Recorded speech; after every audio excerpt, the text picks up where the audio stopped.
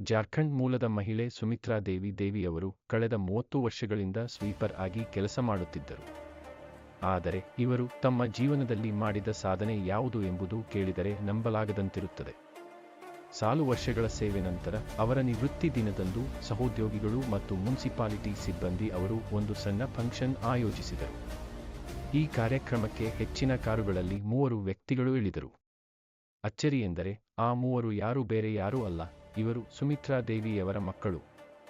ಹಿರಿಯ ಮಗ Veerendra Kumar railway engineer, ದ್ವಿತೀಯ ಮಗ ಧೀರೇಂದ್ರ ಕುಮಾರ್ ಡಾಕ್ಟರ್ ಮತ್ತು 3ನೇ ಮಗ ಮಹೇಂದ್ರ ಕುಮಾರ್ IAS ಈಗ ಬಿಹಾರದಲ್ಲಿ ಮ್ಯಾಜಿಸ್ಟ್ರೇಟ್ ಆಗಿ ಕೆಲಸ ಮಾಡುತ್ತಿದ್ದಾರೆ.